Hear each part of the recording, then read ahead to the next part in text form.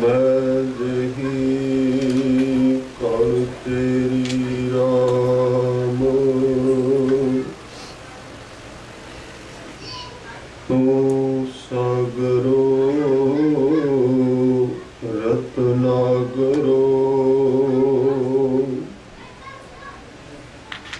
हो सार ना जाना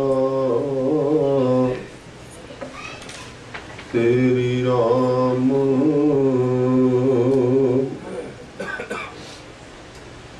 सार ना जाना तू वड दाना,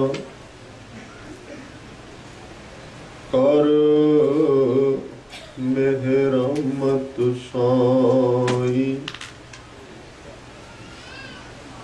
कृपा की जय सामत दीजै, आठ पहर तुझ त्याई, गर्भ न कीजै रेण हुईजै, तागत जियरे तेरी, सब ऊपर नानक का ठाकुर, मैं जेही कण तेरी राम, तै साहिब की मैं सार ना जानी, जो बन खोए पाछै पछुताणी, तैसह मन में किया रोष, मुझ अवगण सह नाहि दोष, तू चौ सज्जन मैं लिया, देही सिस उतार, नैन महिंजे तरसु दे, कद पसी दीदार, सो कहो टल गुर सेविया, अहनिस सह दर्शन परसिया, गुरु कै जन्म मरण दुख जा, हुवै सिफत खसामदी, नूर अरसों पुरसों, तुद डिठे सच्चे पातशाह, मल जन्म जन्म दी, सज्जन सच्चा पातशाह, सिर शाहां दै, जिस पास बैठिया सोही सबना दा, सज्जन सच्चा पातशाह, सिर शाहां, जिस पास बैठिया सोहीए सबना दा, सतनाम वाहिगुरु साहिब जीओ, पौड़ी सेव कीती संतोखई, जिन्नी सचो सच त्याया, उन्नी मंदै पैर ना रखियो, कर सुकृत धर्म कमाया, सेव कीती संतोखई, जिन्हें सचो सच त्याया, ओनी मंदै पैर ना रखियो, कर हर सुकृत धर्म कमाया, ओनी दुनिया तोड़े बंधना, अन्न पानी थोड़ा खाया।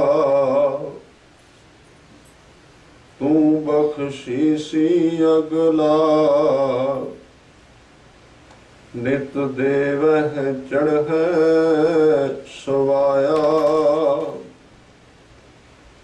वड्याई वड्डा पाया, तू बख्शीसी अगला, नित देवह चढ़ सवाया। वड्याई वड्डा पाया। वाहिगुरु जी का खालसा, वाहिगुरु जी की फतेह। गरीब नवाज सतगुरु, दीन दुनिया दे मालिक, लोक परलोक ते रखियक, गुरु ग्रंथ साहिब सच्चे पातशाह जी दे चरणों अंदर जुड़ बैठे गुरु सवारे सत्संगी जनों, आप जी ने यत्न करके सतगुरां दे दरबार विच पहुंच के गुरु की खुशियां प्राप्त कीतियां हन। इस सुभागा समा हजूर ने कृपा करके बख्शिश कीता है। अज दी पौड़ी विच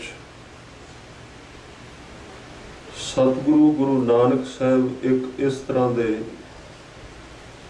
भगत गुरमुख की व्याख्या कर रहे हैं जिसने अपने जीवन का सफर निबेड़ लिया है, पूरा कर लिया है। हुण उस दे अंदर कोई उमंग, कोई तृष्णा, उसका कोई सफर बाकी बचया नहीं। वो ऐसी थां ते पहुंच चुका है जिस तो अगे कुछ भी नहीं है। जो आखिरी सुख है, जिसनों गुरबाणी ने परम सुख कहा है। परम का अर्थ होता है आखिरी, भाव उस तो अगे कुछ नहीं है। जिस बारे भगत रामानंद जी ने एक वचन कहा कि हुण इस तरह का व्यक्ति रहिंदा ते शरीर विच है, देह विच है, पर देह नाल ओदा कोई प्रयोजन नहीं है, देह नाल ओदा कोई ज्यादा लैण देण नहीं बचिया, ओदे तो खलास हो गया है, उस तो आजाद हो गया है। शरीर दे जेड़े धर्म ने वो सिर्फ एक शरीरधारी होके निभा रहा है।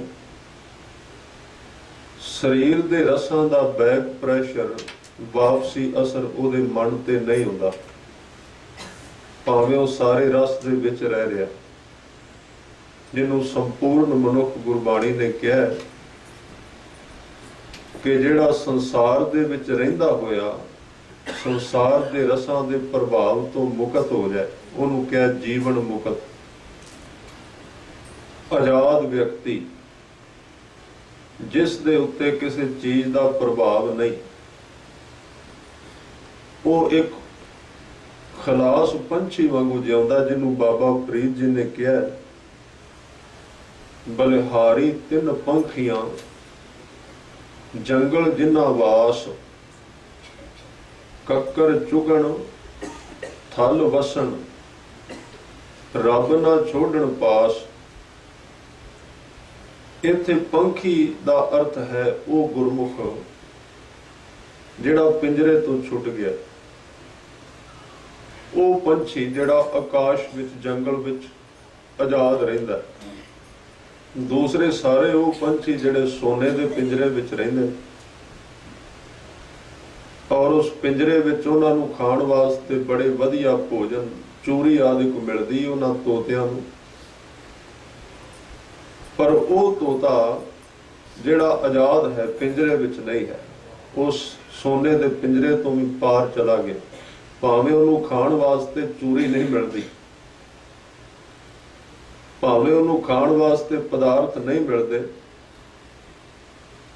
वो कदी कदाई पिंजरे वालियां कोल उड़ के आउंदा है ते वो बड़े कई पदार्थ दे प्रकार दे पदार्थ वरत रहे हुंदे ने, पर वो कहंदा भी गुलामी दे वरते हुए पदार्थां नालों आज़ादी दी वरती हुई एक कंकर पत्थर खाना भी चंगा है। खलासी जिहड़ी है, मनुख मुक्त रहे, आजाद रहे। एक पासे एक गुलाम व्यक्ति है, इहदे विच की फर्क पैंदा है कि एक बंदे ने अपने सिर दे उत्ते 20 किलो मिट्टी चुकी हुई है, वो वजन है, ते दूसरे ने 20 किलो सोना चुक लिया है। वो चुकण विच सोने का भार उन्होंने सुख नहीं देगा, वजन तो वह भी उतना ही है, भार तो वह भी उतना ही है, वो भी उन्ना ही मनुख नूं थकाएगा, उन्ना ही दुखी करेगा। इसलिए संसार विच दो चीज़ां ने, दुख और सुख, मिट्टी और सोना। वजन दोवां दा इक्को जिहा है, दोवें भारियां ने। सतगुरु ने दुख ते सुख तो पार जाण दी गल कीती, क्योंकि असल विच इक्को चीज़ दे ये दो नाम ने, इन्हां नूं वखरे नहीं कीता जा सकदा। ये सिर्फ एक भरम ते भुलेखा कि दो चीज़ां वखरियां ने, वखरियां नहीं है। ये एको ही आदमी है जिहड़ा रोज कपड़े बदलदा है, वस्त्र बदल लैंदा है, वो ही व्यक्ति दुख बन जाता है, वो ही सुख बन जाता है।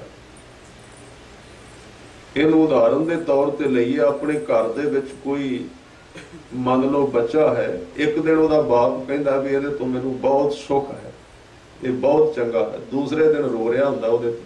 वो एको ही व्यक्ति है। इसलिए दुख ते सुख दोवें इकट्ठे जुड़े हुए ने, इन्हां नूं इकट्ठे ही लिया जा सकता और इकट्ठियां ही छड्डिया जाएगा। जां ते दोवें होणगे जां दोवें जाणगे, ये वखरे नहीं हो सकते। इन्हां दी बड़ी गैर गंभीर मित्रता है। दो चीज़ां, सोग ते लोभ, सोग ते वासना इकट्ठियां इक्को चीज का नाम है, वखरियां नहीं। जां दोवें होणगियां, शरीर की कोई भी वासना है ना, जदों वासना आएगी तो दुख विच होवेगा, उहदे पता नहीं होवेगा। जदों वासना जागेगी, जदों लोभ जागेगा, मोह होवेगा, हंकार होवेगा, ते असीं कहिए भी साडे विच हंकार आ जाए, वासना आ जाए तो दुख ना होवे, ये कदी हो ही नहीं सकता, क्योंकि इक्को चीज दे दोवें नाम ने, वो दोवें इकट्ठे होणगे। और जदों उस लोभ दे विचों दुख पैदा हुंदा है, उस मोह दे विचों दुख पैदा हुंदा है, उदों बंदा अरदास करदा गुरु अगे कि तुसीं मेरा दुख हटा दिओ। ते सतगुरु कहंदे ने भी दुख दा कारण ये दो चीज़ां इकट्ठियां जाणगियां। लोभ छड्डेगा तो दुख जाएगा, नहीं तो दुख दे नाल ही रहेगा, उन्हां विचों नहीं रह सकदा। पर मनुख दी एक अंदर दी पकड़, उहदी एक कमजोरी, उस दे मन दी बार बार रिपीटिंग उन्होंने मजबूर कर देंदी इस संसार नूं पकड़न वास्ते, क्योंकि वो बहुत कमजोर हुंदा। और इस तरह की वो अरदास करदा जिहदे अगे सतगुरु भी लाचार और हैरान हो जाते हैं भी इस अरदास का जवाब की दियां। जिवें एक बच्चा भखदे हुए कोले नूं वेख के कहंदा सी मैं कोला फड़ना है, हुण कोला फड़िया तो गर्म सी, उहदे नाल हथ सड़दा। वो कहंदा भी मैं कोला नहीं छड्डना पर मेरा हथ नहीं सड़ना चाहिए, दोवें इकट्ठे होने चाहिए। उहदी मां ने कहा दोवें इकट्ठे कदी हुंदे नहीं, हथ सड़न तो बचाउणा ते कोला सिट दे, कोला फड़ना ते हथ सड़ेगा। ये हालात गुरु ते सिख दी है।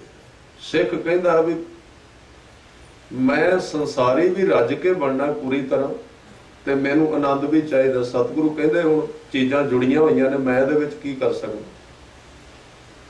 हाँ, एक गल मैं तेनू कहना जो अज दी पौड़ी विच कही है कि तू बख्शीसी अगला नित देवै चढ़ै सवाया। तू इस लोभ नूं छड्ड ते दुख नाल ही जाएगा, आनंद मैं तेनों देवांगा। ਉਹਦੇ ਤੋਂ ਬਾਅਦ आपे है ही होर कुछ है ही नहीं। बाकी ਇਹ ਤੇ ਚੀਜ਼ਾਂ ਰੁਕਾਵਟ ਬਣੀਆਂ ਹੋਈਆਂ ਨੇ। परमात्मा ने दरवाजा अपने दरवाजे कभी बंद नहीं किए। गुरबाणी दे विच कहा गया कि जहदर आवत जाते हो हटकै ना ही कोई। ये दरवाजा कभी बंद नहीं है। आनंद का दरवाजा कभी बंद नहीं होया परमात्मा वालों, ते तैयार खड़ा है। पर उस दरवाजे विचों दो चीज़ां इकट्ठियां नहीं लगदियां, लोभ संसार की पकड़, बेसबरी। अज दे इस पावन पवित्र शब्द के अंदर हजूर सच्चे पातशाह गुरु नानक देव जी ने एक इस तरह के व्यक्ति का वर्णन किया है जिहड़ा फल जिहड़ा बीज बीजदा है पर उन्होंने फल की कोई इच्छा नहीं है। इस तरह का मुक्त व्यक्ति है जो बीज बीजी जा रहा है, जो बीज खिलारी जा रहा है, पर उन्होंने कोई चिंता नहीं इहदा फल होवे जां ना होवे, कुछ नहीं चाहता। और इस तरह का ही व्यक्ति पाप ते पुण्य दोवां तो बचेगा। हुण उहदे तो पाप हो ही नहीं सकता क्योंकि इच्छा ही नहीं कोई, उहदे तो गलत बीजे ही नहीं जाएगा, उहदे विच वासना ही कोई नहीं है, उहदी वापसी कुछ नहीं चाहता। इहनूं प्रेम कहंदे ने। ये गल ख्याल विच रखना। गुरमत ने प्रेम दे अर्थ कीते ने जो सिर्फ कीता जाए ते उहदी वापसी ना मंगी जाए। संसार विच जिउंदा होया प्रेम वही है, पूर्ण प्रेम जिन्हों कलगीधर पातशाह ने कहा। आ जिहड़े प्रेम ने लोभ का रूप ने। बाबा फरीद जी का श्लोक, फरीदा जां लब तां नेहू किया। जिहदे अंदर कोई वासना है, उहदे विच लोभ है, उहदे विच प्रेम नहीं हो सकता। जिहदी कोई आकांक्षा है, जिहदे विच कोई फल है। प्रेम दे अर्थ की ने? जिथे सिर्फ मनुख छाल मारदा है, उन्होंने ये नहीं पता भी ये घड़ा कच्चा है कि पक्का है। ये घड़ा जिहड़ा चनाह दे विच गया है, ये पार लैके जाएगा या नहीं जाएगा, इहदे नाल उहदा कोई मकसद नहीं है। उन्हें सिर्फ उहदे विच छाल मारनी है, उन्हें सिर्फ करना है। इसलिए प्रेमी व्यक्ति का अर्थ अज किया गया, सेव कीती संतोख है। जिहड़ा सिर्फ कर रहा है ते वापसी विच चाहुंदा कुछ नहीं, उस मनुख की झोली विच आनंद पाएगा, खुशी पाएगी, उमंग पाएगी, प्रेम पाएगा। और जदों कुछ ये जिहड़ा संपर्क है, जिहड़ा हिसाब किताब विच कीता जांदा है, गुरु दे नाल बंदगी कीती जांदी है, उहदे अंदर फिर ये प्रेम पैदा नहीं हुंदा। बड़े बड़े लोग गुरु कोल आउंदे ने प्रेमी भासदे, पर उहदे विच इन्नी लंबी चौड़ी ख्वाहिश। और इस तरह के लोगों को धर्म की समझ नहीं आती भी धर्म की है। ये कोई बनी बनाई चीज नहीं कि तुसी किसी तो भी करा लो। मकान बनवाया जा सकता पैसे दे के, होर कोई तरीके हैं, कई चीज़ां ने जो तुसी ठेके ते करवा सकते हो। उहदा ठेका है, वो तुसी उहनूं माया दे के किसी तो करवा सकते हो। पर एक गल ख्याल रखना, दुनिया में सब कुछ माया दे के करवाया जा सकता है, पर जे तुसी प्रेम करना है तो प्रेम पैसे दे के किसी को नहीं करवाया जा सकता। इस तरह से फिर कोई मां कहेगी भी मैनू टाइम नहीं, जिहड़ी घर दे विच नौकरानी रखी हुई है प्रशादे पकाउण वास्ते, ओनू दे रही है, ओनू तनख्वाह दे रही है महीने की 500, भी तो उन्हें घर का काम करना है। हुण काम तो कर लेगी, तो जे वो उस नौकरानी नूं यह शब्द कहे भी 100 होर लै ते तू आ मेरे बच्चे नूं थोड़ा जिहा प्यार भी कर दिया कर मेरी थां ते, वो 100 रुपये विच प्यार कर सकेगी? वो प्यार नहीं कर सकेगी। प्यार रुपया नाल नहीं हो सकता, वो मां ही कर सकती है। मां दे अंदर वो चीज बड़ी हुई है उस बच्चे वास्ते, वो गोली नहीं कर सकती, वो नौकरानी नहीं कर सकती। इसलिए गुरु नूं प्यार आप ही करना पएगा। तुसी पैसे दे के किसी तो नहीं करा सकते भी मेरा प्यार गुरु नूं कर दिओ, तुसी मेरा प्यार गुरु नाल कर दिओ। तुसी माया लवो, साडे कोल तां समा नहीं, साडे कोल तां वक्त नहीं है, इसलिए असी चैक भेज देने आ, तुसी साडा प्यार गुरु नूं कर देना, असी माया दे देंगे तुहानूं। वो किस तरह का प्यार हो सकता, वो किस तरह की पूजा है। इसलिए ये अज दे जिहड़े मनुख दा वर्णन किया गया जिहड़ा सिर्फ निरस्वार्थ बिना किसी चाह तो और उन्होंने जो कुछ मिलता भी है उन्होंने मोड़ता भी नहीं, क्योंकि उन्होंने पता है लैण नाल भी मैं नहीं फसना और ना मैं छड्डण नाल फसना। इसलिए ये गल ख्याल रखना कि जदों मनुख आजाद होएगा, खलास होएगा, मुक्त होएगा, ते उस वक्त ये नहीं होएगा भी त्यागी बन जाएगा, मैं ये चीज नहीं लैनी, मैं ये नहीं पहनना, मैं ये नहीं खाना। वो त्याग इस तरह का नहीं है। जिहड़ा मनुख अंदरों अलहदा हो जाए पदार्थ के नालों, वो संसार विच जो कुछ वरतदा है उहदा प्रभाव फिर उहदे उत्ते नहीं पैंदा, वो खलास हो जाता है, आजाद। सतगुरु ने बाणी दे विच इस तरह के मनुख का वर्णन अज किया है और उहदा वर्णन किया है कि जिहड़ा केवल बीज बीजी जा रहा है, उहदा वापसी विच फल कोई नहीं चाहुंदा। और जदों कोई इस तरह निरस्वार्थ होकर बीजेगा, ਉਹਦੇ अंदर एक चीज पैदा होएगी जिन्हों सबर कहा गया, जिन्हों संतोख कहा गया, जिन्हों अज कहा भी सेव की संतोख ही। दुनिया में दो तरह के लोग ने, दो तरह के मन ने लोगों के, एक पासे ते लोभी बिरती है, दूसरे पासे संतोखी बिरती है। पर सतगुरु ने जिन्हां दा वर्णन किया कि संसार दे विच प्राप्त कर करके अज तक कोई नहीं रजिया, तू अपने आप नूं जिन्ना कु तैनूं रब ने दिता है उहदे उत्ते अमन्ना करके उत्थे टिक के बैठ जा, उहदे तो वध होर कोई भी सुख तेरे जीवन विच नहीं है। खास करके गुरु तेग बहादुर साहब ने कहा, कहन लगे जिवें एक कुकर अपने मालक दा दर नहीं छड्डदा, सदैव काल उहदे चरण फड़ के रखदा, उहदा दर ही उहदा जीवन बन जाता है। ਉਹਦੇ ਤੋਂ ਬਿਨਾ ਉਹਦੇ ਵਾਸਤੇ ਸੰਸਾਰ ਵਿੱਚ ਕੋਈ ਨਹੀਂ ਹੈ। ਜੇ ਤੂੰ ਭਗਤੀ ਕਰਨੀ ਹੈ, ਜੇ ਵਾਹਿਗੁਰੂ ਨੂੰ ਪਿਆਰ ਕਰਨਾ ਹੈ, ਜੇ ਗੁਰੂ ਚਰਨਾਂ ਨਾਲ ਲਿਵ ਜੋੜਨੀ ਹੈ, ਤੇ ਆਪਣੇ ਘਰ ਵਿੱਚ ਬੱਝੇ ਹੋਏ ਕੁੱਤੇ ਵੱਲ ਵੇਖ ਲੈ, ਜਿਹੜਾ ਕਈ ਵਾਰੀ ਮਾਰ ਖਾਂਦਾ ਪਰ ਆਪਣੇ ਮਾਲਕ ਦਾ ਦਰ ਨਹੀਂ ਛੱਡਦਾ, ਕਿਉਂਕਿ ਉਹਦਾ ਨਿਸ਼ਾਨਾ ਹੈ ਸਬਰ, ਸਿਦਕ। ਉਹਦੇ ਅੰਦਰ ਇੱਕ ਸਬਰ ਦੀ ਕਹਾਣੀ ਚੱਲਦੀ, ਸੰਤੋਖ ਚੱਲਦਾ। ਤੇ ਗੁਰੂ ਤੇਗ ਬਹਾਦਰ ਸਾਹਿਬ ਸੱਚੇ ਪਾਤਸ਼ਾਹ ਜੀ ਕਹਿੰਦੇ ਨੇ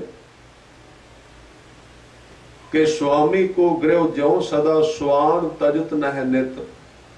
स्वान कहते ने कुत्ते नूं, वो अपने मालक दा दर नहीं छड्डदा।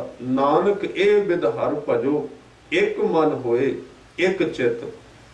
ਉਹਦੇ ਉੱਤੇ अपना जीवन रोक देना। इसलिए ख्याल रखना, दुनिया दे विच ਇਹ ठीक है लोभियां की गिनती बहुत है, दुनिया विच विकाऊ माल बहुत है जिहड़ा दर दर ते भटकण वाला, पर यह धरती उन्हां लोकां दे सिर ते खड़ी हुई है जिहड़े एक दे बन के रहिंदे, जिहड़े एक नाल अपनी लिव जोड़ लैंदे, जिन्हां दा जीवन एक नाल जुड़ जांदा।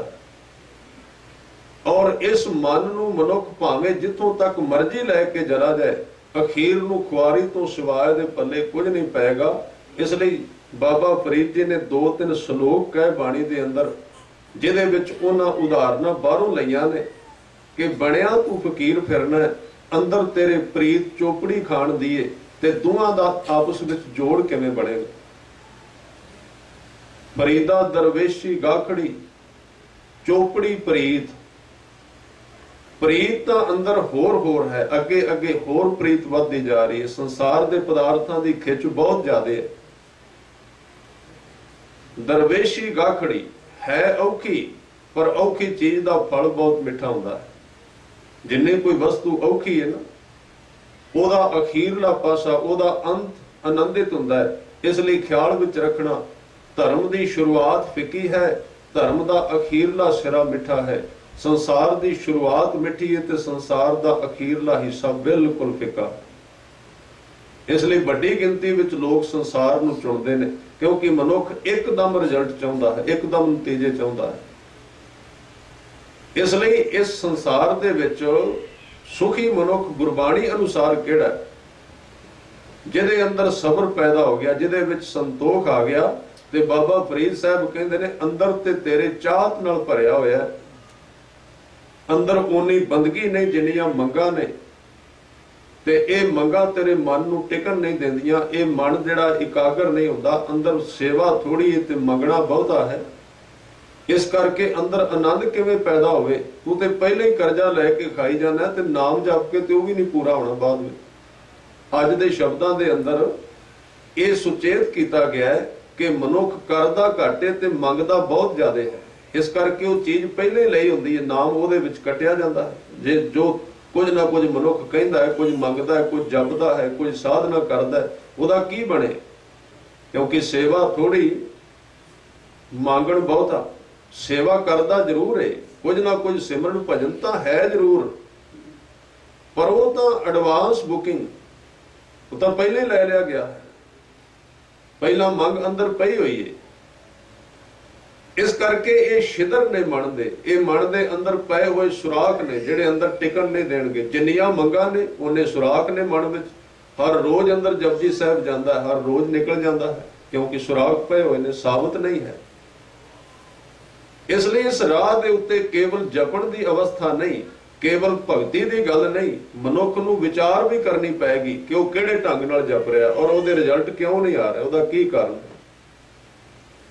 इसलिए सतगुरु ने कहा भी तू थोड़ा जिहा खलास इन्हां चीज़ां तो उच्चा उठण दा यतन कर। इस घर में है सो तू ढूंढ खाहे। कबीर साहब उत्थे उस कुकर की उदाहरण दी कि इस घर में है सो तू ढूंढ खाहे।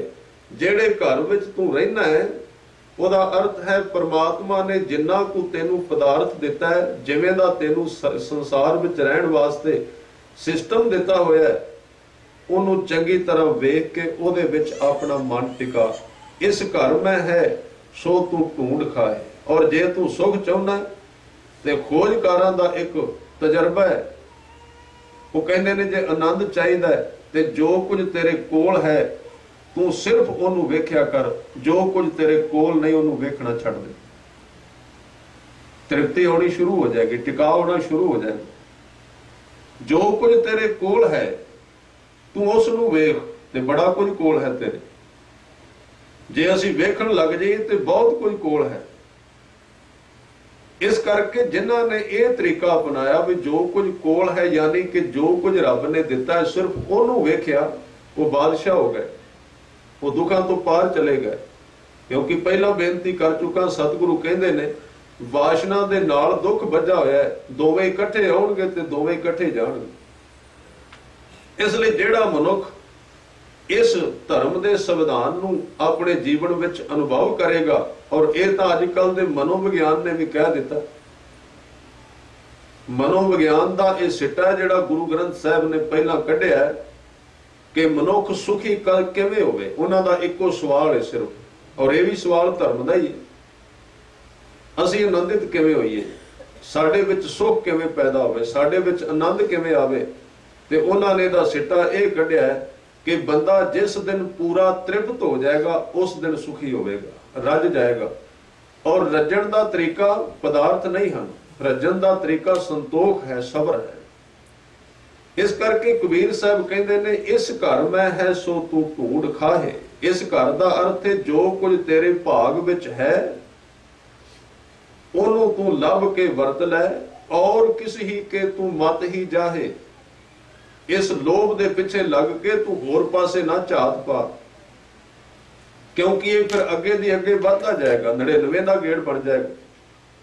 ये लोभ तेनू घसीट के लै जाएगा, तेरे गल विच रस्सी पा लेगा।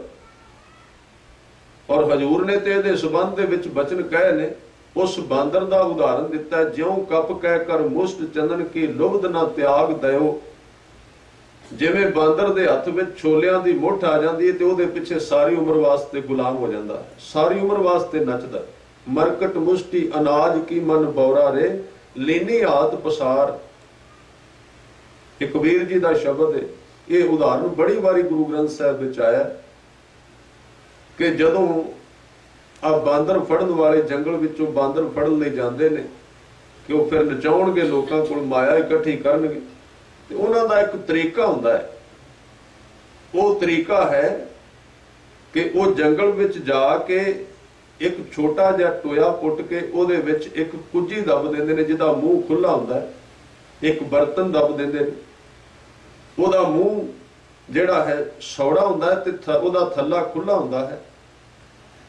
ਉਹਦੇ ਵਿੱਚ ਉਹ ਥੋੜੇ ਜਿਹੇ ਛੋਲਿਆਂ ਦੇ ਦਾਣੇ ਪਾ ਕੇ ਲੁਕ ਕੇ ਬੈਠ ਜਾਂਦੇ ਨੇ। ਤੇ ਬਾਂਦਰ ਦੀ ਆਦਤ ਤੇ ਅਨਾਜ ਲੱਭਣ, ਉਹ ਲੱਭਦਾ ਲੱਭਦਾ ਉੱਥੇ ਆਉਂਦਾ ਹੈ, ਆਜ਼ਾਦ ਹੁੰਦਾ ਹੈ। ਪਹਿਲਾਂ ਆਜ਼ਾਦ ਹੁੰਦਾ ਹੈ, ਪਰ ਲੱਭਦਾ ਲੱਭਦਾ ਜਦੋਂ ਲੋਭ ਵਸ ਉਹਦੇ ਵਿੱਚ ਝਾਤੀ ਪਾਉਂਦਾ ਹੈ ਵੀ ਇਸ ਕੁੱਜੀ ਵਿੱਚ ਛੋਲਿਆਂ ਦੇ ਦਾਣੇ ਨੇ, ਉਹਦੇ ਵਿੱਚ ਹੱਥ ਪਾਉਂਦਾ ਹੈ। ਹੁਣ ਜਦੋਂ ਹੱਥ ਪਾਉਂਦਾ ਹੈ ਉਦੋਂ ਤਾਂ ਹੱਥ ਖਾਲੀ ਹੁੰਦਾ ਹੈ, ਤੇ ਜਦੋਂ ਹੱਥ ਵਿੱਚ ਪੈ ਜਾਂਦਾ ਹੈ ਫਿਰ ਉਹ ਛੋਲਿਆਂ ਦੀ ਮੁੱਠ ਭਰ ਲੈਂਦਾ ਹੈ। ਤੇ ਜਦੋਂ ਮੁੱਠ ਵਿੱਚ ਛੋਲੇ ਆ ਜਾਂਦੇ ਨੇ, ਮੁੱਠ ਭਾਰੀ ਹੋ ਜਾਂਦੀ, ਫਿਰ ਉਹਦੇ ਵਿੱਚੋਂ ਨਿਕਲਦੀ ਕੋਈ ਨਹੀਂ, ਉਹ ਹੱਥ ਫਸ ਜਾਂਦਾ ਉਹਦੇ ਵਿੱਚ। ਛੁੱਟ ਉਦੋਂ ਵੀ ਸਕਦਾ ਹੈ, ਉਹ ਕਿਵੇਂ? ਜੇ ਛੋਲੇ ਛੱਡਦਾ। ਛੁੱਟ ਤਾਂ ਸਕਦਾ ਹੈ ਕਿਉਂਕਿ ਛੋਲਿਆਂ ਕਰਕੇ ਮੁੱਠ ਭਾਰੀ ਹੋ ਗਈ, ਹੱਥ ਭਾਰਾ ਹੋ ਗਿਆ, ਇਸ ਕਰਕੇ ਉਸ ਬਰਤਨ ਵਿੱਚੋਂ ਬਾਹਰ ਨਹੀਂ ਆ ਰਿਹਾ। ਪਰ ਹੁਣ ਛੱਡੇ ਕਿਵੇਂ? ਹੱਥ ਵਿੱਚ ਆਏ ਹੋਏ ਛੋਲੇ ਕੌਣ ਛੱਡੇ? ਇਹਦੇ ਨਾ ਹੱਥ ਵਿੱਚ ਆਉਣ ਤੇ ਸਾਰੇ ਸਬਰ ਵਾਲੇ ਨੇ, ਇਹ ਗੱਲ ਖਿਆਲ ਵਿੱਚ ਰੱਖਣ। ਹੱਥ ਵਿੱਚ ਆ ਹੀ ਕੁਝ ਨਹੀਂ ਰਿਹਾ, ਬਸ ਹੱਥ ਵਿੱਚ ਆਉਣ ਦੀ ਦੇਰ ਹੈ, ਤਿਆਗ ਉੱਥੇ ਹੀ ਟੁੱਟ ਜਾਏਗਾ। ਇਸ ਲਈ ਤਿਆਗ ਦੇ ਅਰਥ ਉਦਨ ਵਿਰਾਗ ਵਿੱਚ ਬਦਲੇਗਾ ਜਿੱਦਣ ਹੱਥ ਵਿੱਚ ਆਏ ਹੋਏ ਛੋਲੇ ਡਿੱਗ ਪਏ। ਔਰ ਹੱਥ ਵਿੱਚ ਆਏ ਹੋਏ ਛੋਲੇ ਤਾਂ ਡਿੱਗਣਗੇ ਜੇ ਉਹਨੂੰ ਕੋਈ ਹੋਰ ਛੋਲੇ ਮਿਲੇ, ਹੋਰ ਕੋਈ ਦਾਤ ਮਿਲੀ, ਰੱਬ ਵੱਲੋਂ ਕਿਰਪਾ ਮਿਲੀ, ਨਹੀਂ ਤੇ ਮਨੁੱਖ ਛੱਡੇਗਾ ਨਹੀਂ। ਇਸ ਲਈ ਉਹ ਵਿਚਾਰਾ ਵਿੱਚ ਉਸ ਕੁੱਜੀ ਦੇ ਹੱਥ ਪਾ ਕੇ ਉਹਦੇ ਮੂੰਹ ਵਿੱਚ ਬੈਠਾ ਹੈ। ਤੇ ਜਿਹੜਾ ਸ਼ਿਕਾਰੀ ਇਹਨਾਂ ਫੜਨ ਵਾਲਾ, ਉਹਨੂੰ ਪਤਾ ਉਹਦੇ ਸੁਭਾਅ ਦਾ ਵੀ ਲੋਭੀ ਬੜਾ ਹੈ, ਇਹਨੇ ਛੱਡਣਾ ਕੋਈ ਨਹੀਂ ਇਹਨਾਂ ਦਾਣਿਆਂ ਨੂੰ। ਇਸ ਲਈ ਉਹਨੂੰ ਕੋਈ ਕਾਲ ਨਹੀਂ, ਉਹਨੂੰ ਪਤਾ ਹੈ ਇਹਦੇ ਸੁਭਾਅ ਦਾ, ਲੋਭ ਵਿੱਚ ਫਸਿਆ ਹੋਇਆ। ਉਹ ਆਰਾਮ ਨਾਲ ਜਾਂਦਾ, ਰੱਸੀ ਲੈ ਕੇ ਉਹਦੇ ਗਲ ਵਿੱਚ ਪਾ ਕੇ ਤੇ 2 ਸੋਟੀਆਂ ਨੂੰ ਮਾਰਦਾ। ਜਦੋਂ ਸੋਟੀਆਂ ਪੈਂਦੀਆਂ ਨੇ ਫਿਰ ਦਾਣੇ ਵੀ ਛੁੱਟ ਜਾਂਦੇ ਨੇ ਤੇ ਗੁਲਾਮ ਵੀ ਹੋ ਜਾਂਦਾ। ਨਾ ਤੇ ਛੋਲੇ ਮਿਲੇ ਤੇ ਗੁਲਾਮ ਵੀ ਹੋ ਗਿਆ, ਦੋਵੇਂ ਗੱਲਾਂ ਇਕੱਠੀਆਂ ਹੋ ਗਈ। ਇਸ ਲਈ ਕਬੀਰ ਸਾਹਿਬ ਕਹਿੰਦੇ ਨੇ, ਸ਼ੂਮੈ ਧਨ ਰਾਖਣ ਕੋ ਦਿਆ। ਸ਼ੂਮ ਦਾ ਅਰਥ ਕੰਜੂਸ। ਇਹ ਰੱਬ ਦੀ ਕਿਰਪਾ ਹੋਵੇ ਜੇ ਬੰਦੇ ਕੋਲ 4 ਪੈਸੇ ਹੋਣ। ਪਹਿਲਾਂ ਤੇ ਗੁਰੂ ਸਾਹਿਬ ਕਹਿੰਦੇ ਨੇ ਪਾਪ ਕਰਕੇ ਬੰਦਾ ਕਮਾਏ ਨਾ, ਤੇ ਜੇ ਉਹਦੇ ਕੋਲ 4 ਪੈਸੇ ਆ ਜਾਣ ਤੇ ਉਹ ਫਿਰ ਵੀ ਚੰਗਾ ਜੇ ਉਸ ਧਨ ਨੂੰ ਵੰਡ ਦੇ, ਉਸ ਨੂੰ ਖਿਲਾਰ ਦੇਵੇ ਜਿੰਨਾ ਹੋ ਸਕੇ, ਵੰਡਣ ਦੀ ਬਿਰਤੀ ਪੈਦਾ ਕਰੇ। ਚਲੋ ਆਪ ਹੀ ਉਹਨੂੰ ਲਾ ਦੇਵੇ ਕਿਤੇ, ਕੁਝ ਨਾ ਕੁਝ ਉਹਨੂੰ ਇਕੱਠਾ ਨਾ ਹੋਣ ਦੇਵੇ, ਕਿਉਂਕਿ ਇਹ ਖੜਾ ਹੋਇਆ ਪਾਣੀ ਹੈ। ਜੇ ਦਰਿਆ ਤੁਰਦਾ ਰਿਹਾ ਤੇ ਨਿਰਮਲ ਰਹੇਗਾ, ਜੇ ਖੜਾ ਹੋ ਗਿਆ ਤੇ ਜਾਲਾ ਪੈ ਜਾਏਗਾ, ਬਦਬੂ ਆਏਗੀ ਇਹਦੇ ਵਿੱਚ। ਇਸ ਲਈ ਕਬੀਰ ਜੀ ਕਹਿੰਦੇ ਨੇ, ਮਰਕਟ ਮੁਸ਼ਟੀ ਅਨਾਜ ਕੀ। ਮਰਕਟ ਕਹਿੰਦੇ ਨੇ ਬਾਂਦਰ ਨੂੰ, ਮੁਸ਼ਟੀ ਕਹਿੰਦੇ ਨੇ ਮੁੱਠ ਨੂੰ, ਅਨਾਜ ਕੀ ਛੋਲਿਆਂ ਦੀ। ਲੀਨੀ ਹੱਥ ਪਸਾਰ ਕੇ ਫੜ ਤਾਂ ਲੈ ਦਾਣੇ, ਛੂਟਣ ਕੋ ਸਹਿਸਾ ਪਰਿਓ। ਪਰ ਹੁਣ ਛੱਡਣ ਦਾ ਦੁੱਖ ਸੀ, ਛੁੱਟ ਨਹੀਂ ਸੀ ਸਕਦਾ। ਫੜਿਆ ਗਿਆ, ਨਾਚਿਓ ਘਰ ਘਰ ਬਾਰ। ਉਹਨੇ ਫੜ ਕੇ ਗੁਲਾਮ ਕਰ ਲਿਆ ਤੇ ਬਾਂਦਰ ਨੂੰ ਹੁਣ ਹਰ ਇੱਕ ਪਿੰਡ ਵਿੱਚ, ਹਰ ਇੱਕ ਘਰ ਦੇ ਅੱਗੇ ਲੈ ਕੇ ਜਾਂਦਾ ਹੈ ਤੇ ਉਹਨੂੰ ਨੱਚਣਾ ਸਿਖਾਇਆ ਵੀ ਨੱਚ ਹੋਣੇ ਦੇ ਅੱਗੇ। ਉਹ ਵਿਚਾਰਾ ਨੱਚਦਾ ਹੈ, ਨਾਲੇ ਮਾਰ ਖਾਂਦਾ ਹੈ, ਪੈਸੇ ਉਹ ਲੈ ਜਾਂਦਾ ਜਿਹੜਾ ਫੜਨ ਵਾਲਾ ਸੀ। ਤੇ ਬਾਂਦਰ ਸਾਰੀ ਉਮਰ ਪਤਾ ਨਹੀਂ ਕਿੰਨੇ ਦਰਵਾਜ਼ਿਆਂ ਅੱਗੇ ਨੱਚਦਾ ਹੈ। ਸਤਿਗੁਰੂ ਕਹਿੰਦੇ ਨੇ, ਇਹ ਵੇਖ ਕਿਵੇਂ ਦਾ ਸੰਸਾਰ ਹੈ। ਇਹ ਛੋਲਿਆਂ ਦੀ ਮੁੱਠ, ਯਾਨੀ ਕਿ ਪਦਾਰਥਾਂ ਦੀ ਪਕੜ। ਇਹ ਤੂੰ ਮੁੱਠ ਹੱਥ ਵਿੱਚ ਫੜੀ ਤਾਂ ਹੋਈਏ, ਪਰ ਤੈਨੂੰ ਖਿਆਲ ਰੱਖਣਾ ਚਾਹੀਦਾ ਤੂੰ ਨਾ ਇਹਦੇ ਵਿੱਚੋਂ ਛੁੱਟਣਾ ਤੇ ਨਾ ਤੂੰ ਇਹਨਾਂ ਨੂੰ ਵਰਤ ਸਕਣਾ। ਵਰਤ ਵੀ ਨਹੀਂ ਸਕਣਾ ਕਿਉਂਕਿ ਮੌਤ ਛੁਡਾ ਲੈਗੀ। ਮੌਤ ਨੇ ਉਹ ਛੋਲੇ ਰੱਖੇ ਤਾਂ ਨੇ ਤਾਂ ਕਿ ਇਹ ਫੜਿਆ ਜਾਏ ਇਸੇ ਥਾਂ। ਇਸ ਕਰਕੇ ਉਹ ਫੜਿਆ ਗਿਆ ਤੇ ਨਾਚਿਓ ਘਰ ਘਰ ਬਾਰ। ਇਸ ਤਰ੍ਹਾਂ ਮਨੁੱਖ ਕਈ ਥਾਵਾਂ ਤੇ ਨੱਚਦਾ ਫਿਰਦਾ, ਆਪਣੇ ਆਪ ਨੂੰ ਗਾਉਂਦਾ ਫਿਰਦਾ। ਇਸ ਲਈ ਹਜ਼ੂਰ ਨੇ ਕਿਹਾ ਵੀ ਤੂੰ ਜੀਵਨ ਦੇ ਦੌਰਾਨ ਇੱਕ ਐਸਾ ਅੰਦਰ ਸਬਰ ਪੈਦਾ ਕਰ ਕਿ ਇਸ ਘਰ ਮੈਂ ਹੈ ਸੋ ਤੂੰ ਢੂੰਡ ਖਾਹੇ। ਜੋ ਕੁਝ ਤੇਰੀ ਪ੍ਰਾਲਬਦ ਵਾਹਿਗੁਰੂ ਨੇ ਦਿੱਤੀ ਹੈ, ਹਾਂ ਜੇ ਤੇਰੀ ਆਕਾਂਖਸ਼ਾ ਹੈ, ਗੁਰੂ ਸਾਹਿਬ ਨੇ ਕਿਹਾ ਵੀ ਉਦਮ ਕਰ। ਉਦਮ ਕਰੇਂਦੇ ਆ ਜਿਉ ਤੂੰ ਕਮਾਵਦਿਆਂ ਸੁਖ ਪੁੰਚ, ਧਿਆਇਂਦਿਆਂ ਤੂੰ ਪ੍ਰਭੂ ਮਿਲ ਨਾਨਕ ਉਤਰੀ ਚਿੰਦ। ਪਰ ਸਬਰ ਵਿੱਚ ਜਿਉ, ਸੰਤੋਖ ਤੋਂ ਬਿਨਾ ਕਦੀ ਇਸ ਸੰਸਾਰ ਵਿੱਚੋਂ ਕੋਈ ਰੱਜਿਆ ਨਹੀਂ। ਗੁਰੂ ਅਰਜਨ ਦੇਵ ਸਾਹਿਬ ਕਹਿੰਦੇ ਨੇ, ਬਿਨਾ ਸੰਤੋਖ ਨਹੀਂ ਕੋ ਰਾਜੈ, ਸੁਪਨ ਮਨੋਰਥ ਬਿਰਥੇ ਸਭ ਕਾਜੈ। ਆ ਜਿੰਨੇ ਸੁਪਨੇ ਲੈ ਰਹੇ ਆ ਵਿੱਚ ਹੀ ਟੁੱਟਣ ਵਾਲੇ ਨੇ, ਸਾਰੇ ਤੋੜ ਦਿੱਤੇ ਜਾਣਗੇ। ਸਮਾਂ ਇਹਨਾਂ ਨੂੰ ਨਸ਼ਟ ਕਰ ਦੇਗਾ, ਖਰਾਬ ਕਰ ਦੇਗਾ। इसलिए बाबा फरीद जी ने इहदे उत्ते बहुत जोर दिता। वो कहंदे ने फरीदा दरवेशी गाखड़ी चोपड़ी प्रीत, प्रीत चोपड़ी दी है, इकड़ कई चाली है दरवेशां भी रीत। उन्होंने होर इहदे संबंध दे विच बचन कहे ने, एक ना आटा अगला एक ना ही लोण। कईयां कोल खाण वास्ते आटा भी बहुत भाव पदार्थ बड़े ने, ते कुछ ऐसे ने जिन्हां कोल खाण वास्ते लूण भी कोई नहीं। वो आटे वाले लूण वाले ते हसदे ने, पर अगे गए संजाप सन चोटा खासी कौन। हिसाब अगे जाके देना पैना।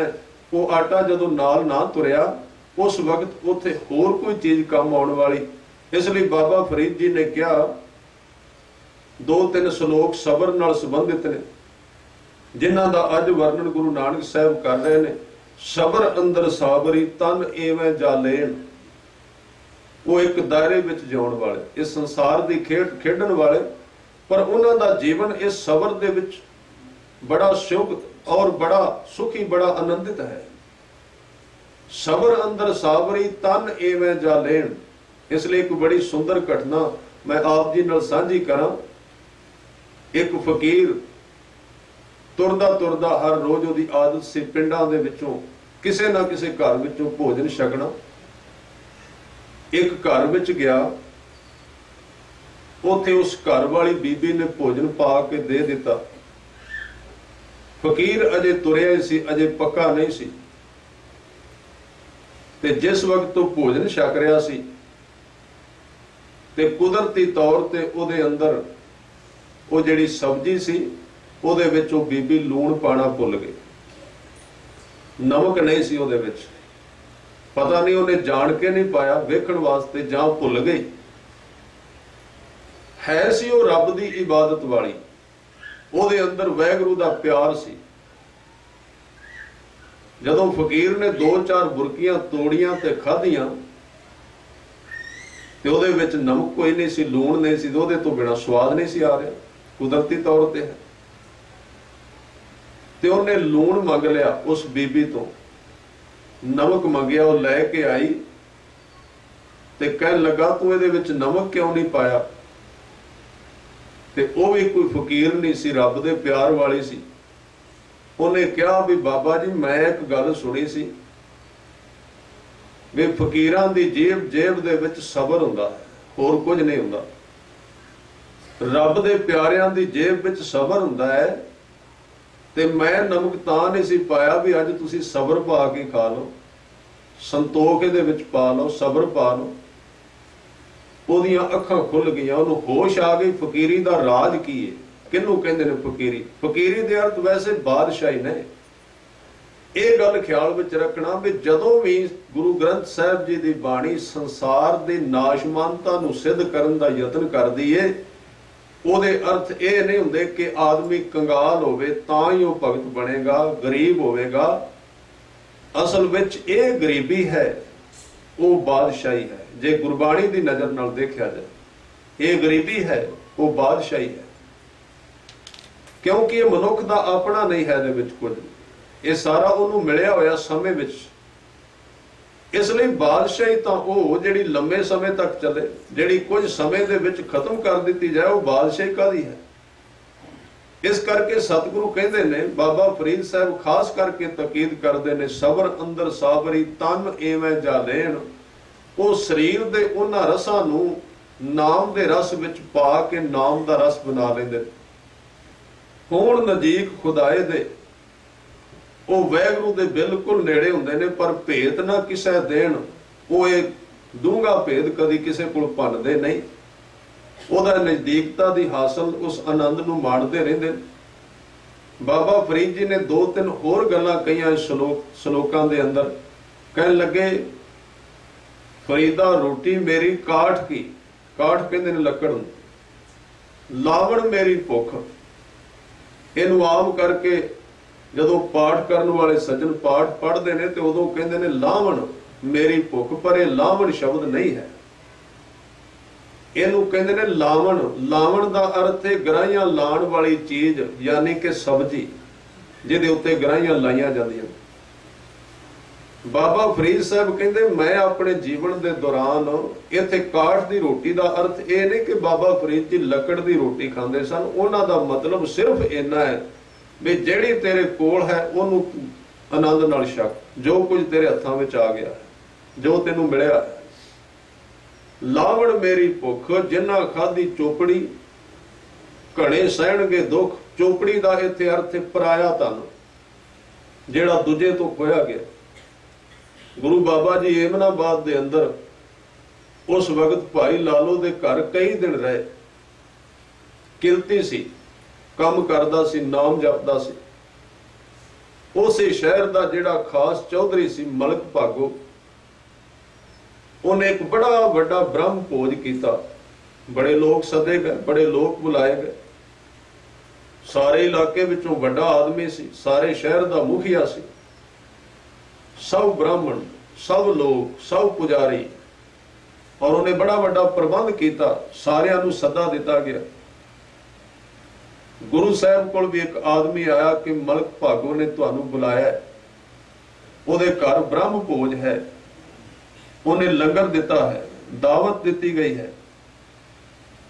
ਸਾਰੇ ਲੋਕ ਇਕੱਠੇ ਹੋ ਗਏ। ਜਦੋਂ ਸਤਿਗੁਰੂ ਨਹੀਂ ਗਏ, ਉਹਨੇ ਪੁੱਛਿਆ ਕੋਈ ਰਹਿ ਵੀ ਗਿਆ? ਉਹਦੇ ਸੰਗੀਆਂ ਸਾਥੀਆਂ ਨੇ ਕਿਹਾ ਇੱਕ ਕੋਈ ਨਾਨਕ ਹੈ, ਫਕੀਰ ਹੈ, ਉਹ ਨਹੀਂ ਆਇਆ ਤੇ ਲਾਲੋ ਦੇ ਘਰ ਵਿੱਚ ਰਹਿੰਦਾ। ਉਹਨੇ ਹੁਕਮ ਦਿੱਤਾ ਜ਼ਬਰਦਸਤੀ ਫੜ ਕੇ ਲਿਆਓ। ਸਿਪਾਹੀ ਆ ਗਏ, ਭਾਈ ਲਾਲੋ ਬੈਠੇ ਸਨ। ਸਤਿਗੁਰਾਂ ਨੇ ਕਿਹਾ ਅਸੀਂ ਇਹਦੇ ਘਰ ਨਹੀਂ ਜਾਣਾ। ਜਾਣਾ ਨਹੀਂ ਸਨ ਚਾਹੁੰਦੇ, ਪਰ ਫਿਰ ਭਾਈ ਲਾਲੋ ਨੇ ਸਲਾਹ ਦਿੱਤੀ ਸਤਿਗੁਰੂ ਇਹਨੂੰ ਸਿੱਧੇ ਰਾਹ ਪਾਉਣਾ ਚਾਹੀਦਾ ਹੈ। ਉੱਠ ਕੇ ਚਲੇ ਗਏ, ਪਰ ਨਾਲ ਕਿਹਾ ਲਾਲੋ ਆਪਣੀ ਉਹ ਕੋਧਰੇ ਦੀ ਰੋਟੀ ਨਾਲ ਲੈ ਜਿਹੜੀ ਤੂੰ ਸਾਨੂੰ ਹਰ ਰੋਜ਼ ਛਕਾਉਣਾ। ਚਲੇ ਗਏ। ਅੱਗੇ ਦਰਬਾਰ ਭਰਿਆ ਸੀ, ਬ੍ਰਾਹਮਣ ਸਨ, ਬਹੁਤ ਸਾਰੇ ਸਨ। ਲੋਕ ਕੁਝ ਖਾ ਰਹੇ ਸਨ, ਕੁਝ ਖਾ ਕੇ ਇਕੱਠੇ ਹੋ ਗਏ ਸਨ। ਸਤਿਗੁਰੂ ਖੜੇ ਹੋ ਗਏ। ਮਲਕ ਭਾਗੋ ਨੇ ਕਿਹਾ ਕਿ ਤੁਹਾਨੂੰ 2 ਵਾਰੀ ਸੁਨੇਹਾ ਭੇਜਿਆ, ਤੁਸੀਂ ਆਏ ਕਿਉਂ ਨਹੀਂ? ਸਤਿਗੁਰਾਂ ਨੇ ਪਹਿਲਾ ਜਵਾਬ ਦਿੱਤਾ। ਕਹਿਣ ਲੱਗੇ ਮਲਕ ਭਾਗੋ ਮੈਂ ਹੁਣ ਉਸ ਥਾਂ ਤੇ ਹਾਂ ਜਿੱਥੋਂ ਅੱਗੇ ਤੁਰਿਆ ਜਾਣਾ ਬੜੀ ਮੁਸ਼ਕਲ ਹੈ। ਉਥੋਂ ਆਉਣ ਦਾ ਕੋਈ ਸਵਾਲ ਨਹੀਂ ਰਹਿੰਦਾ। ਤੂੰ ਦੱਸ ਤੈਨੂੰ ਕੀ ਚਾਹੀਦਾ? ਕਹਿਣ ਲੱਗੇ ਤੁਸੀਂ ਮੇਰਾ ਭੋਜਨ ਕਿਉਂ ਨਹੀਂ ਛਕਦੇ? ਤੇ ਸਤਿਗੁਰਾਂ ਨੇ ਕਿਹਾ ਜੇ ਤੇਰੇ ਭੋਜਨ ਵਿੱਚ ਖੂਨ ਪਾ ਕੇ ਦਿੱਤਾ ਜਾਏ ਤੂੰ ਛਕੇਗਾ? ਕਹਿਣ ਲੱਗਾ ਨਹੀਂ। ਕਹਿਣ ਲੱਗੇ ਫਿਰ ਤੈਨੂੰ ਪਤਾ ਹੈ ਵੀ ਆਹ ਜਿਹੜੀ ਤੂੰ ਖੀਰ ਤੇ ਪੂਰੀਆਂ ਇਹਨਾਂ ਬ੍ਰਾਹਮਣਾਂ ਨੂੰ ਖਵਾ ਰਿਹਾ, ਇਹਦੇ ਵਿੱਚ ਗਰੀਬਾਂ ਦਾ ਖੂਨ ਚੋਇਆ ਹੋਇਆ ਹੈ। ਜਿਹੜੇ ਲੋਕਾਂ ਦੀਆਂ ਜੇਬਾਂ ਕੱਟ ਕੇ ਤੂੰ ਆਪਣੇ ਘਰ ਵਿੱਚ ਧਨ ਇਕੱਠਾ ਕੀਤਾ, ਉਹ ਧਨ ਨਹੀਂ, ਉਹ ਗਰੀਬਾਂ ਦਾ ਖੂਨ ਹੈ। ਤੈਨੂੰ ਪਤਾ ਹੈ ਇਸ ਖੀਰ ਦੇ ਵਿੱਚ ਉਹਨਾਂ ਗਰੀਬਾਂ ਦੇ ਬੱਚਿਆਂ ਦਾ, ਉਹਨਾਂ ਦੀਆਂ ਚੀਕਾਂ ਨੇ, ਜਿਨ੍ਹਾਂ ਤੋਂ ਤੂੰ ਦਿਹਾੜੀਆਂ ਕਰਵਾਈਆਂ ਨੇ, ਕੰਮ ਕਰਵਾਇਆ ਤੇ ਉਹਨਾਂ ਨੂੰ ਮਾਇਆ ਪੂਰੀ ਨਹੀਂ ਦਿੱਤੀ। ਉਹਨਾਂ ਦੇ ਖਾਣ ਵਾਸਤੇ ਉਹਨਾਂ ਦੇ ਘਰ ਵਿੱਚ ਆਟਾ ਕੋਈ ਨਹੀਂ ਹੈ, ਤੇ ਤੂੰ ਇੱਧਰ ਇਹਨਾਂ ਬ੍ਰਾਹਮਣਾਂ ਨੂੰ ਇਕੱਠੇ ਕਰ ਲਿਆ। ਇਹਨਾਂ ਤੈਨੂੰ ਦੱਸਿਆ ਨਹੀਂ ਵੀ ਇਹ ਤੇਰਾ ਪਾਪ ਹੈ, ਤੇਰਾ ਅਪਰਾਧ ਹੈ। ਉਹਦੇ ਪੈਰਾਂ ਥੱਲੇ ਜ਼ਮੀਨ ਨਿਕਲ ਗਈ। ਕਹਿਣ ਲੱਗਾ ਦੱਸੋ ਖੂਨ ਕਿਵੇਂ ਹੈ? ਤੇ ਉੱਥੇ ਇਤਿਹਾਸ ਦੱਸਦਾ ਹੈ ਸਤਿਗੁਰਾਂ ਨੇ ਉਹਦੀ ਰੋਟੀ ਫੜ ਕੇ ਨਿਚੋੜੀ ਤੇ ਭਾਈ ਲਾਲੋ ਦੀ ਉਹਦੀ ਰੋਟੀ ਵਿੱਚੋਂ ਖੂਨ ਚੋ ਗਿਆ। ਇਹ ਪ੍ਰਤੱਖ ਤੌਰ ਤੇ ਜਦੋਂ ਉਹਨੇ ਸਾਹਮਣੇ ਦੇਖਿਆ ਤੇ ਸਤਿਗੁਰਾਂ ਦੇ ਚਰਨਾਂ ਤੇ ਡਿੱਗਾ। ਸਾਹਿਬ ਨੇ ਕਿਹਾ ਇਕੱਲੇ ਬਾਹਰਲੇ ਕਰਮ ਨਹੀਂ, ਜਿੰਨਾ ਚਿਰ ਮਨੁੱਖ ਦੀ ਕਿਰਤ ਸੁੱਚੀ ਨਹੀਂ ਉਹਨਾਂ ਚਿਰ ਨਾਮ ਵੀ ਕੰਮ ਨਹੀਂ ਕਰੇਗਾ। ਇਸ ਲਈ ਅੱਜ ਦੀ ਇਸ ਪੌੜੀ ਦੇ ਵਿੱਚ ਅੱਗੇ ਜਾ ਕੇ ਬਚਨ ਆਉਂਦੇ ਨੇ, ਉਹਨੇ ਦੁਨੀਆ ਤੋੜੇ ਬੰਧਨਾ ਅਨ ਪਾਣੀ ਥੋੜਾ ਖਾਇਆ। ਇਹਦੇ ਵਿੱਚ ਪੰਕਤੀ ਆਉਂਦੀ ਕਰ ਸੁਕ੍ਰਿਤ ਧਰਮ ਕਮਾਇਆ। ਸੁਕ੍ਰਿਤ ਦਾ ਅਰਥ ਹੈ ਕਿਰਤ ਸੋਹਣੀ ਹੋਵੇ। ਅੱਜ ਦੇ ਸਮੇਂ ਵਿੱਚ ਜੇ ਮਨੁੱਖ ਧਰਮ ਦੇ ਸੰਬੰਧ ਵਿੱਚ ਬਿਲਕੁਲ ਅਣਜਾਣ ਹੋ ਗਿਆ ਜਾਂ ਧਰਮ ਸਾਡੇ ਜੀਵਨ ਵਿੱਚ ਟਿਕ ਨਹੀਂ ਰਿਹਾ, ਔਰ ਉਹਦਾ ਸਭ ਤੋਂ ਵੱਡਾ ਕਾਰਨ ਇਹ ਹੈ ਵੀ ਮਨੁੱਖ ਦੀ ਜਿਹੜੀ ਜ਼ਿੰਦਗੀ ਹੈ ਬਾਹਰਲੀ ਰੋਜ਼ਮਰਾ ਦੀ, ਉਹ ਧਰਮ ਦੇ ਅਨੁਕੂਲ ਨਹੀਂ ਰਹੀ। ਇਹ ਹਰ ਇੱਕ ਦਾ ਅੱਜ ਸਵਾਲ ਹੈ। ਮਨ ਵਿੱਚ ਨਾਮ ਨਹੀਂ ਟਿਕਦਾ ਜਾਂ ਬਾਣੀ ਵਿੱਚ ਮਨ ਨਹੀਂ ਟਿਕਦਾ। ਇਹ ਗੱਲ ਖਿਆਲ ਰੱਖਣਾ। ਇਹਨਾਂ 50 ਸਾਲਾਂ ਦੇ ਵਿੱਚ ਜਿਹੜੀ ਪਦਾਰਥਾਂ ਦੀ ਭਰਮਾਰ ਹੋਈ ਹੈ, ਅੱਜ ਤੋਂ 50 ਸਾਲ ਧਰਮ ਵਿੱਚ ਇਹ ਸਵਾਲ ਹੈ ਹੀ ਕੋਈ ਨਹੀਂ ਸੀ ਵੀ ਸਾਡਾ ਮਨ ਨਹੀਂ ਟਿਕਦਾ। सिख इतिहास कई थावां ते पढ़िया, बहुत घट मिलता। मन क्यों नहीं टिकता? क्योंकि ये बाहरली जिंदगी तब्दील हो गई है। मनुख का वेखना, बोलना, सुनना, पहनना, खाना पीना, इन्हां चीज़ां दा मन ते बहुत प्रभाव पैंदा है और इन्हां विच दिन रात दा फर्क पिया है। हुण धर्म ते वही दात है जिहड़ी पहले हिसाब दे नाल चलदी सी, उहदे कुछ नियम सन। इसलिए हजूर ने अज दे शब्दां दे विच किरपा कीती, सेव कीती संतोखई। वो लोग जिन्हां ने सेवा तां कीती, जिन्हां ने बीज तां बीजिया पर उहदा फल नहीं सन चाहुंदे। फिर उन्हां नूं इहदे विचों मिलिया कि एक तां सवाल जरूर पैदा हुंदा है भी जे कोई व्यक्ति इस तरह कह रहा ना भी मैनूं कुछ नहीं चाहिए, ਉਹਨੂੰ ਕਿਸੇ ਨਾ ਕਿਸੇ ਪਾਸਿਓਂ ਕੁਝ ਨਾ ਕੁਝ ਜ਼ਰੂਰ ਮਿਲਿਆ, ਨਹੀਂ ਤਾਂ ਉਹ ਕਦੀ ਨਹੀਂ ਕਹੇਗਾ। ਉਹਨੂੰ ਕੋਈ ਪ੍ਰਾਪਤੀ ਜ਼ਰੂਰ ਹੋਈ ਹੈ। ਗੁਰਬਾਣੀ ਵਿੱਚ ਇੱਕ ਸ਼ਬਦ ਆਉਂਦਾ ਹੈ, ਉਹਦੇ ਵਿੱਚ ਨਾਮ ਦੇ ਪ੍ਰੇਮ ਵਾਲੇ ਮਨੁੱਖ ਨੂੰ, ਜਿਹਦੇ ਮਨ ਵਿੱਚ ਵਾਹਿਗੁਰੂ ਦਾ ਪ੍ਰੇਮ ਹੈ, ਇਹ ਪੁੱਛਿਆ ਗਿਆ ਕਿ ਤੈਨੂੰ ਬਾਦਸ਼ਾਹ ਬਣਾ ਦਈਏ ਜਾਂ ਤੈਨੂੰ ਮੁਕਤੀ ਦੇ ਦਈਏ। ਉਹਨੇ ਕਿਹਾ ਮੈਨੂੰ ਇਹ ਦੋਵੇਂ ਚੀਜ਼ਾਂ ਨਹੀਂ ਚਾਹੀਦੀਆਂ। ਤੇ ਫਿਰ ਵਾਹਿਗੁਰੂ ਨੇ ਪੁੱਛਿਆ ਵੀ ਤੈਨੂੰ ਮਿਲ ਕੀ ਗਿਆ ਹੈ? ਵੀ ਇਹ ਦੋ ਚੀਜ਼ਾਂ ਤੇ ਲੋਕ ਮੰਗਦੇ ਫਿਰਦੇ ਨੇ। ਧਾਰਮਿਕ ਲੋਕ ਮੁਕਤੀ ਮੰਗਦੇ ਨੇ, ਸੰਸਾਰੀ ਲੋਕ ਰਾਜ ਮੰਗਦੇ ਨੇ। ਤੈਨੂੰ ਫਿਰ ਕੀ ਮਿਲਿਆ? ਤੇ ਜਵਾਬ ਮਿਲਿਆ ਜਿਹੜੀ ਤੇਰੇ ਚਰਨਾਂ ਵਿੱਚ ਲਗਾਤਾਰ ਨਿਰੰਤਰ ਬਿਰਤੀ ਪ੍ਰੇਮ ਰਸ ਨਾਲ ਜੁੜੀ ਹੋਈ ਹੈ, ਇਹਦੇ ਬਰਾਬਰ ਦੀਆਂ ਦੋਵੇਂ ਚੀਜ਼ਾਂ ਨਹੀਂ। ਇਹ ਦੋਵੇਂ ਚੀਜ਼ਾਂ ਇਹਦੇ ਤੋਂ ਛੋਟੀਆਂ ਨੇ। इसलिए पंक्ति आउंदी गुरु अर्जन देव जी दी, राज ना चाहूं मुक्त ना चाहूं मन प्रीत चरण कमला रे। कबीर साहब नूं किसे कहा भी तुसीं किसे चीज नूं कुछ नहीं समझदे पए, दा कारण की? ते ओह कहंदे ने चरण कमल की मौज को कहो कैसे अनुमान। इहदा मतलब एक पासे कुछ मिलिया है, ये कला खाली मनुख ने इस तरह कह सकदा भी मैनूं हुण कुछ नहीं चाहिए, कोई ना कोई नूं प्राप्ति हुई है। चरण कमल की मौज को कहो कैसे अनुमान, कहबे को शोभा नहीं देखा ही प्रवान। एक कहण नाल किसे नूं दसिया नहीं जा सकदा, इह तां मनुख खुद जाके वेखे, इस अवस्था विच आवे जिहड़ी लिखी हुई है। सेव कीती संतोखई, सेवा कीती, बीज बीजिया फल दी इच्छा नहीं, काहू फल की इच्छा नहीं बांछै, केवल भगत कीर्तन संग राचै। मन तन अंतर सिमरन गोपाल, सब ऊपर होवत कृपाल। सेव कीती संतोखी, ऐसे संतोखी भाव सबर विच जिउण वाले जीव जिन्हां ने निरंतर उस वाहिगुरू दी भगती कीती, जिन्नी सच्चों सच ते आया, उन्हां ने सच्चे नाम दे राही उस सच्चे वाहिगुरू दा सिमरन कीता, उहदा ध्यान कीता। इत्थों तक ते केवल नाम जपण दी घटना है। ये सिर्फ नाम की गल की गई, एक हिस्सा है। हुण नाम पूरी तरह अगे किवें वधेगा अगे दसिया गया। उन्होंने होर की कीता, कहन लगे उन्हीं मंदा पैर ना रखियो, कर सुकृत धर्म कमाया। सुकृत का अर्थ है आ बाहरले कर्म। ये दो चीज़ां जुड़नगियां ते तां धर्म का फल प्राप्त होएगा। अंदर बंदगी ते बाहर उच्चा जीवन, दो चीज़ां जिन्ना चिर जुड़दियां नहीं उन्ना चिर एक पासा कम नहीं दिंदा। ये तुसीं जाणदे हो, अद्धे को सज्जन ने जिहड़े बाहरों ठीक चलते ने, वो मिड़ के कहते ने काम इस तरह करना चाहिए, झूठ नहीं बोलना चाहिए, ये नहीं खाना चाहिए, ये नहीं वेखना चाहिए, ये नहीं सुनना चाहिए। ये बाहरला हिस्सा तो है पर अंदर वाहिगुरू दा नाम ते ओदा प्रेम कोई नहीं। इस करके वो बाहरला बिल्कुल खुश्क हो गया, उन्हें होर सुका दिता जीवन नूं। क्यों? वो बाहरले रस बंद कर दिते संसार दे, अंदर तो कनैक्शन है ही नहीं। दूसरे पासे आपां जपी जा रहे हैं, जप रहे हैं, होर सब कुछ कर रहे हैं, पर जिहड़ी साडी करनी है ना, जिहड़े साडे काम ने, आ 4-5 शरीर दे काम ने, ਉਹਦੇ ਵਿੱਚ ਖਾਣਾ ਪੀਣਾ ਧਰਮ ਅਨੁਸਾਰ ਕੋਈ ਨਹੀਂ, ਵੇਖਣਾ ਧਰਮ ਅਨੁਸਾਰ ਕੋਈ ਨਹੀਂ ਹੈ, ਸੁਣਨਾ ਗੁਰੂ ਦੀ ਮੱਤ ਅਨੁਸਾਰ ਕੋਈ ਨਹੀਂ, ਤੇ ਪਹਿਨਣਾ ਗੁਰੂ ਦੀ ਮੱਤ ਅਨੁਸਾਰ ਕੋਈ ਨਹੀਂ। ਅੰਦਰ ਭਾਵੇਂ ਕਿੰਨੀ ਬੰਦਗੀ ਹੈ, ਇਹ ਬਾਹਰਲਾ ਹਿੱਸਾ ਨਹੀਂ ਰਲਿਆ ਤੇ ਅੰਦਰਲੀ ਵੀ ਚੀਜ਼ ਅਧੂਰੀ ਰਹਿ ਜਾਂਦੀ ਹੈ। जिन्ना चिर दो चीज़ां इकट्ठियां नहीं ना होंदियां, बाहरला जीवन ते अंदरला जीवन, उन्ना चिर। इसलिए गुरु साहब ने कहा दो मिल कारज उपजै, जन्म तां होवेगा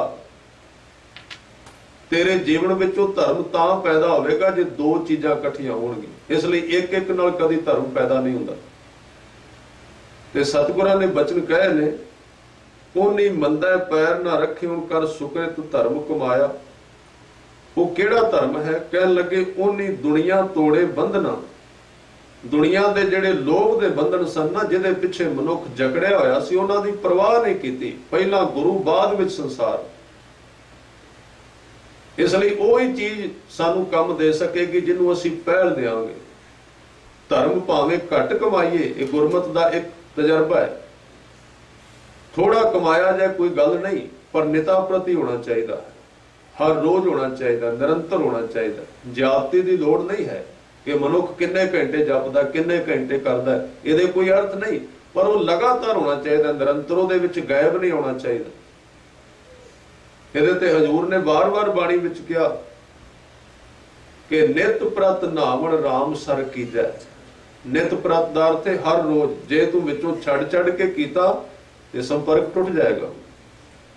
हाँ, सतगुरु ये गल जरूर कहंदे कि मैं तेनू ये नहीं कहंदा भी तू किन्नी गिनती विच कर रहा जां किहड़े ढंग नाल कर रहा जां तू किन्ना कर रहा है। ये तेरे जीवन की कंपैसिटी है, क्योंकि हर एक मनुख का अपना काम है ते अपना शरीर है। सारे मनुख इको जिहा ना जप सकते हैं, ना सारिਆਂ ਦੀ इको जी अवस्था बन सकती है। वो जिवें दा किसे, क्योंकि प्रभु मेरा एक खेल रचाया, कोई ना किसी ही जिहा उपाया। इसलिए धर्म के मार्ग ते किसी दूसरे की रीस ना करनी कि वो इन्ना इस तरह कर रहा है, वो इस तरह होया है, वो वखरापन है। क्योंकि हर एक वो नवीन रस्ता है। जे इस तरह होंदा ते मशीनीकरण हो जाता, धर्म होण नूं कदे दा खत्म हो जाता दुनिया विच। जेड़ा भी भगत गया उहदे कोल ने कहा भी मैनूं इउं लगदा अज मैं पहली बारी रब कोल आया, पर किन्ने पहला चले गए ने। परमात्मा पुराना नहीं हुंदा, वो नवां नवीन रहिंदा है। इस करके अपना ही विषय है और मनुख दे अपने तजर्बे ने, उन्हें किहड़े ढंग दे नाल किन्ना कुछ करना। पर सतगुरां ने कहा भी ओनी दुनिया तोड़े बंधना, अन्न पानी थोड़ा खाया। ये उत्ते सतगुरां ने कहा कि उन्होंने जिहड़ा खाना पीना उन्होंने घट कर दिता, क्योंकि ये शरीर के सारे विकारां नाल संबंधित रहिंदा। खाना पीना जिहड़ा ये सब तो ज्यादा प्रभाव पाउंदा। ये सिर्फ वो लोग थोड़े जिहे उंगलां ते गिणे जाण वाले ने जिन्हां दे उत्ते खाण पीण पहनण दा प्रभाव नहीं पैंदा। आपां जिहड़ी क्लास विच पढ़ रहे हां, ये परहेज की क्लास है।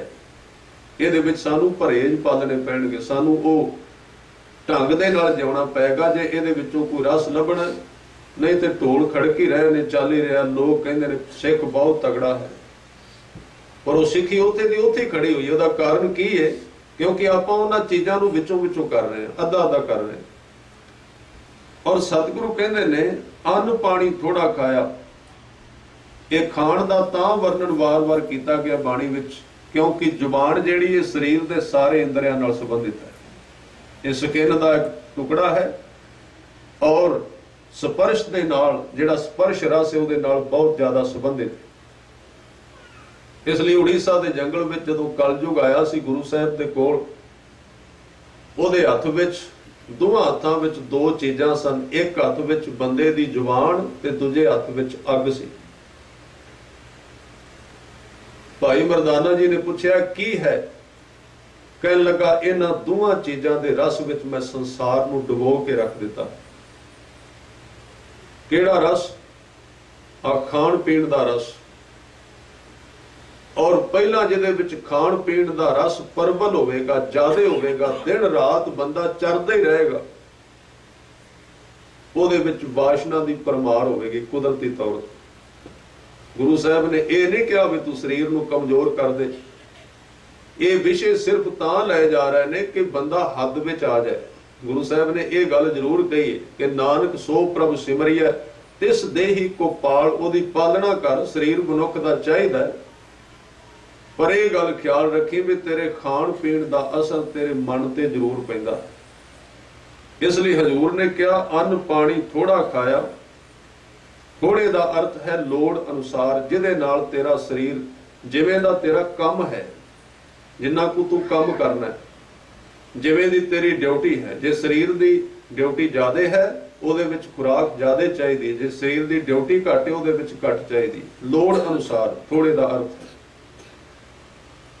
फिर ਜਿਹੜੇ लोग इस तरह ऊपर वालियां 3 पंक्तियां अनुसार जिउंदे ने, फिर चौथी उन्हां ते वापरदी, कहन लगे तू बख्शीशी अगला।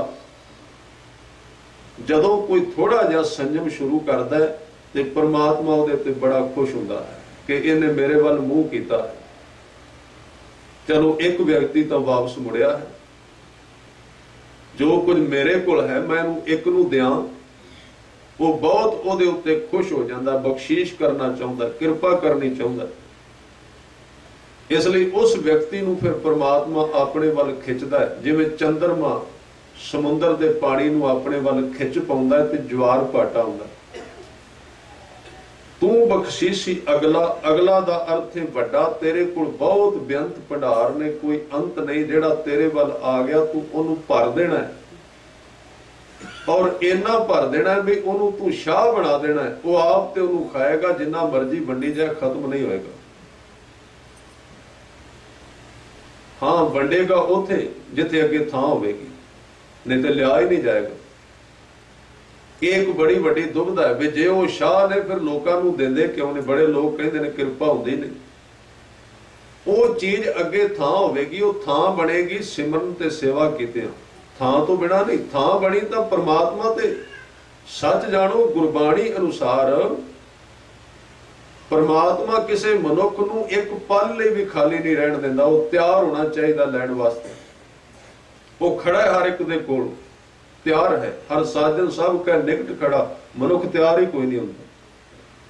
ये परमात्मा के संबंध विच एवें सिर्फ बाहरली भाषा होंदी है, तैयार ते कोई होया नहीं। वो ते पवन गुरु, वो ते हवा वर्गा है, ते हवा दा सुभाव है, जिहड़ी थां खाली होई उन्हें उस वेले दौड़ पैना उस पास, उन्होंने भर देना है। इस करके सतगुरु कहते तू बख्शीशी अगला नित देवें, उन्हां नूं हर रोज देना है।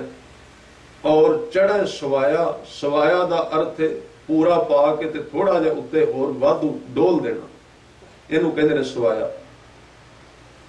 सवाया दा अर्थ हुंदा है खूब बहुत ज्यादा भरिया होया, वडियाई वड्डा पाया। इस वडियाई द्वारा उस वड्डे दी प्राप्ति कीती जांदी।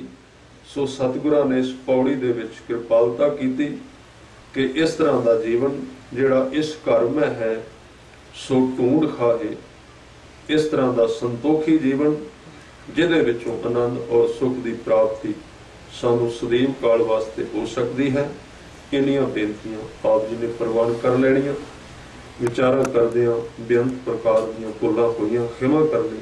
वाहिगुरू जी का खालसा।